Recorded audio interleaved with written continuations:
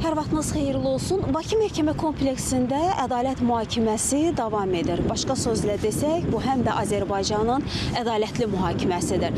Çünki bir neçə iclasdır ki, təqsirləndirilən şəxslər məhkəmədə son sözlə çıxış edirlər. Onlara məhkəmədə son sözlərini söyləmələri üçün kifayət qədər vaxt ayrılıb və şərait yaradılıb. Bəzi təqsirləndirilən şəxslər var ki, onlar məhkəmədə hətta bir neçə iclasdır ki, artıq çıxış edirlər və istədikləri dildə fikirlərini çatdırırlar və məhkəmədə də onlara fikirlərini sərbəst şəkildə çatdırmaları üçün, son sözlərini söyləmələri üçün kifayət qədər şərait yaradılıb və onlara imkan yaradılıb. Çünki istədikləri dildə, hansı dildə istəyirlərsə o dildə də son sözlərini bildirirlər.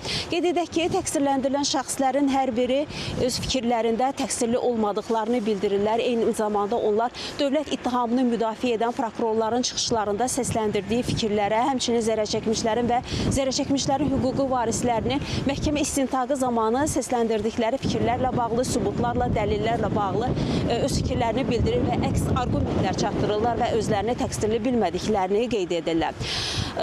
Hazırda məhkəmə prosesi təqsirləndirilən şəxslərin son sözlərini söyləməsi ilə davam edir. Qeyd edək ki, bundan növbəti mərhələdə isə artıq məhkəmə fikirlərə həm dövlət ittihamını müdafiə edən prokurorların, zərərçəkmişlərin hüquqi varislərinin fikirlərinə, sübutlarına, dəlillərinə, eyni zamanda müdafiə tərəfinin fikirlərinə qiymət verəcək. Onu da bildirək ki, təqsirləndirilən şəxslərdən 15 nəfərdən 5 nəfərinə dövlət ittihamını müdafiə edən prokurorlar ömürlük azadlıqdan məhrum etmə cəzasının təyin olunmasını məhkəmədən xahiş ediblər. Həmçinin digər təqsirləndirilən şəxslərin isə müvafiq olaraq 20, 19, 18, 17, 16 il müddətin azadlıqdan məhrum olmasına məhkəmədən xahiş ediblər.